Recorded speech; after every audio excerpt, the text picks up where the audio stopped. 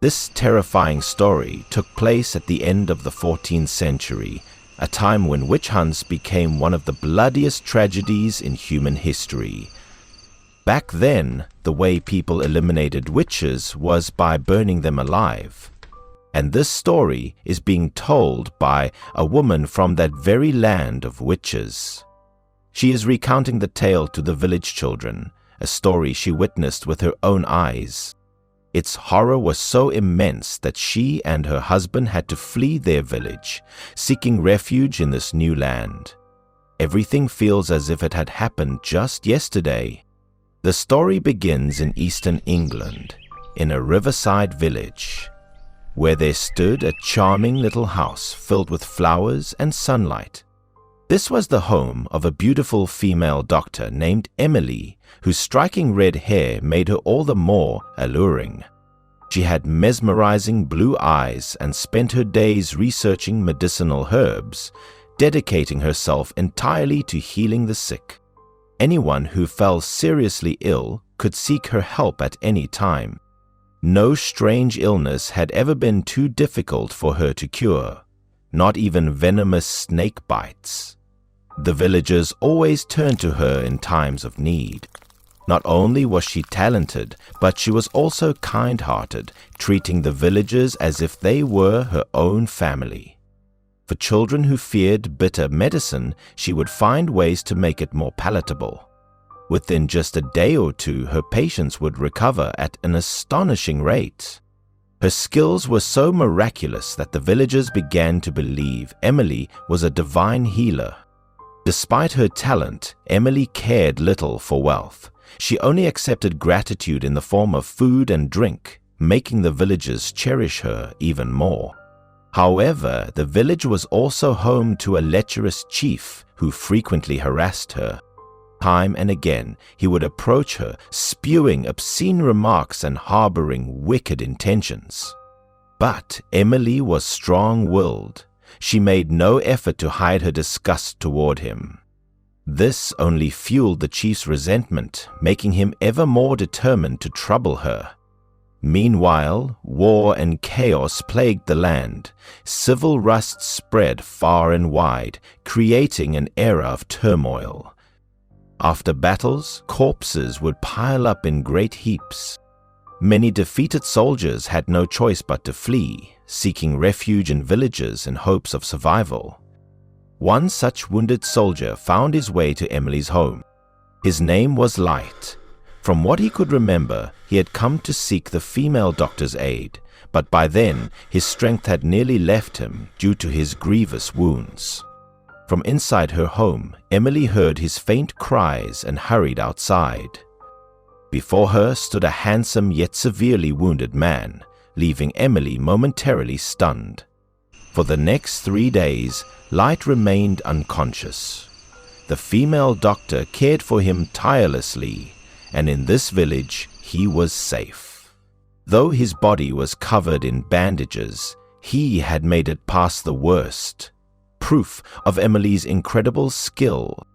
Emily informed Light about the situation outside. A new king had ascended the throne and managed to quell the civil war. She advised him to rest and recover in peace. Within just a week, Light had fully recovered, except for the fact that he had lost sight in one eye. After returning to the capital to report back, he soon witnessed the end of the war. Overjoyed, he made his way back to the beautiful village to see Emily again. During that time, Light had fallen hopelessly in love with the female doctor. Now, he vowed to protect her for the rest of his life. Before long, they were married. Emily was no longer alone, and the two of them dreamed of a wonderful future together. Light took on the role of the village's protector, and on weekends he ventured into the forest to gather medicinal herbs for Emily. The burdens of hard labor were now carried by Light. This talented young man also happened to be an excellent cook. It could be said that Emily was now living a truly blissful life.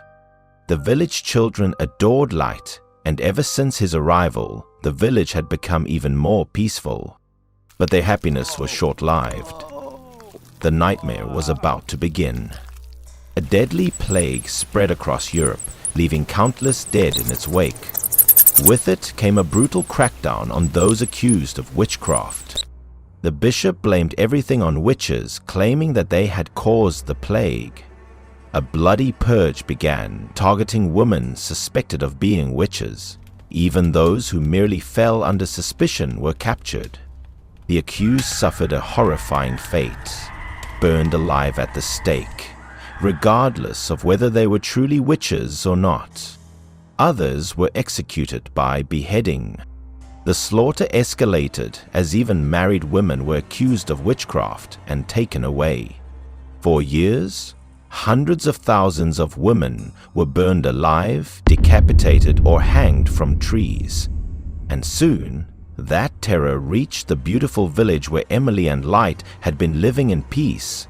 The village chief had long held a grudge against Emily. Now, with Light by her side, his hatred only deepened, and he schemed to carry out his wicked plot. Knowing that Light would venture into the forest to gather herbs at the weekend, the chief planned to break into Emily's home and carry out his vile intentions. Inside the house, Emily was still sitting and reading a book. She didn't notice that the door behind her was slowly opening. Upon hearing a noise, Emily immediately turned around and asked who was there. However, in an instant, the village chief lunged at Emily, pinning her down on the table, intending to commit a vile act. He threatened her, saying that if she obeyed him, he would let both her and Light live in peace. He began to intimidate her, claiming that in this village he was king. If he wanted, Emily would be arrested. He could accuse her of being a witch, leaving her with no escape but death. She would be impaled through the chest, burned alive in agony, or even beheaded. But before he could say anything further, a large hand suddenly grabbed his head, leaving him bewildered and terrified.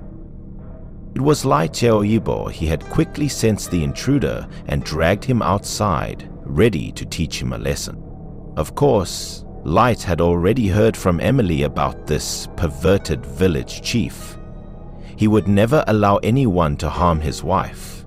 At that moment, Light was furious.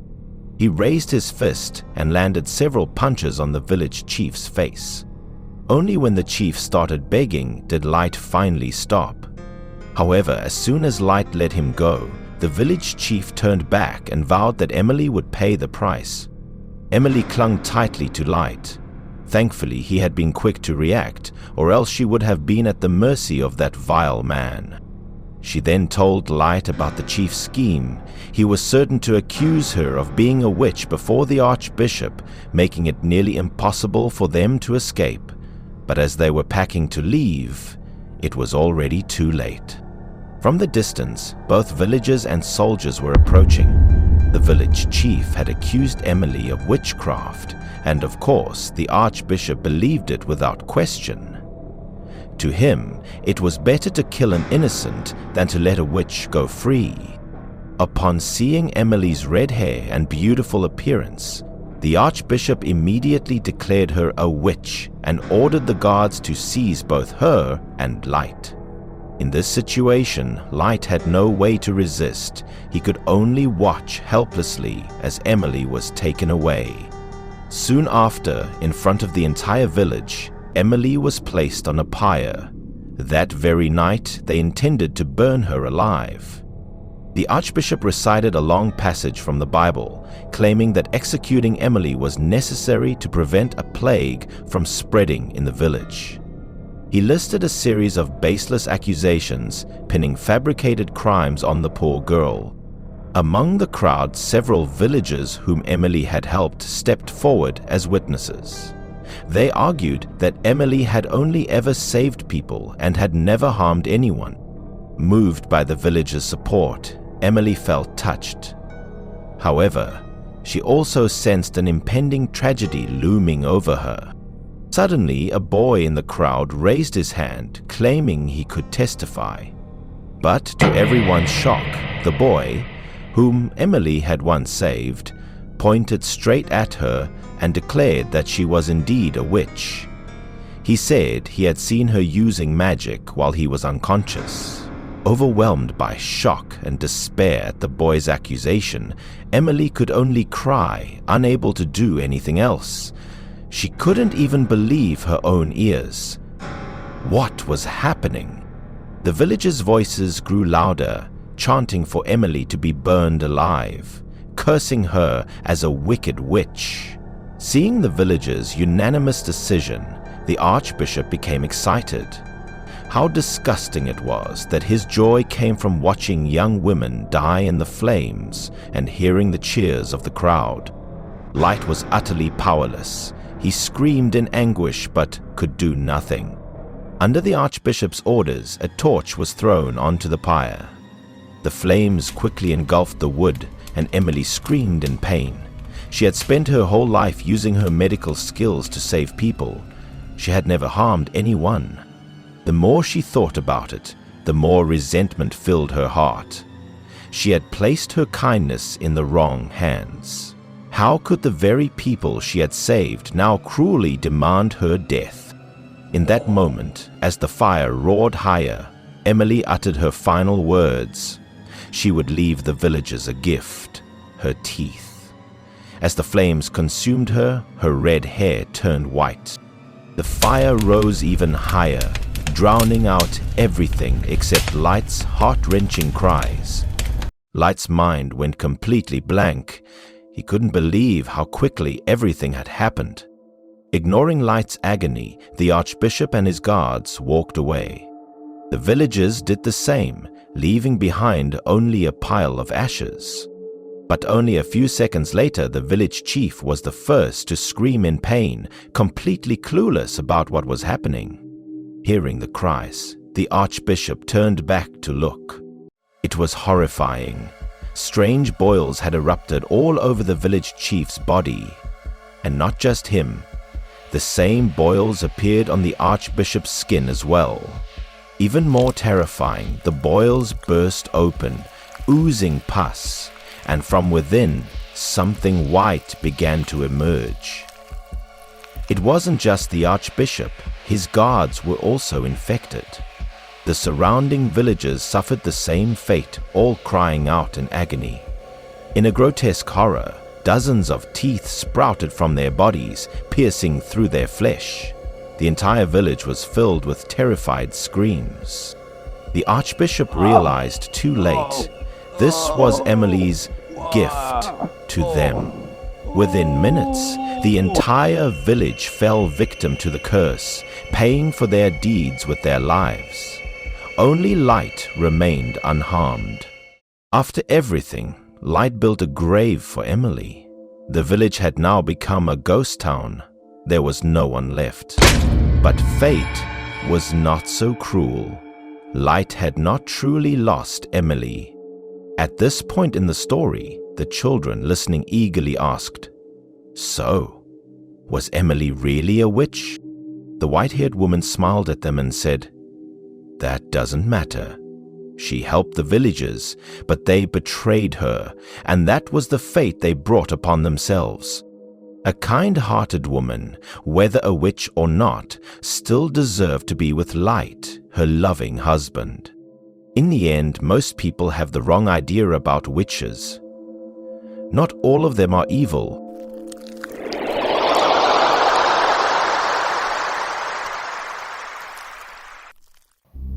This is a scary story about a monstrous weight loss drug researched by X organization. Yoko, a beautiful woman, was dating her boyfriend. The two of them seemed to have a very fun date together. They were always laughing and joking with each other. "Yoko, I didn't expect you to lose weight so quickly in such a short time. Do you have any tips?" her boyfriend asked. Yoko stammered, admitting that the reason was that she had been trying to fast a lot lately. However, in her heart, she was always hiding a secret. To be like now, she had to thank a miracle weight loss pill. Although this drug had a miraculous effect, it made people more and more greedy and to eat uncontrollably. In the end, how specific its effects really was, let's see. At noon, after eating, the two of them went to the amusement park to play on the Ferris wheel. While sitting on the Ferris wheel, Yoko was constantly eating. She carried a large bag of popcorn that surprised her boyfriend. Less than 10 minutes later, the large box of popcorn was completely eaten by Yoko. They were having a good time when suddenly Yoko, pale-faced and tired, begged her boyfriend to give her more food. But he didn't have any food left. She ate everything she brought. Yoko's face began to constrict. She felt extremely exhausted and kept clutching her stomach and lamenting that she was so hungry. Her boyfriend was also panicking, not knowing what was wrong with her. He only had to tell her to endure. When he went to the ground, he would buy more food for her. At this point, Yoko couldn't take it anymore. She suddenly asked her boyfriend to look away for a moment. Seeing that she looked unwell, her boyfriend tried to take her to the hospital, but she refused. This weight loss pill had an immediate effect, but if you looked closely, there was something wrong with the ingredients. Because of her desire to lose weight quickly, Yoko completely underestimated the side effects. She couldn't help but curiously reveal her belly, and seeing the state of her stomach, Yoko was both surprised and worried, as if she suddenly understood something. It turns out, once Yoko was starving, these blisters would pop up, causing her pain from the inside. After getting off of the Ferris wheel, on the ground, Yoko immediately took out her phone to call someone, but the other side had no sound and could not be contacted. She called while eating a burger. Fortunately, after she was able to eat again, the blisters disappeared. She then ran over to her boyfriend and apologized for keeping him waiting for so long.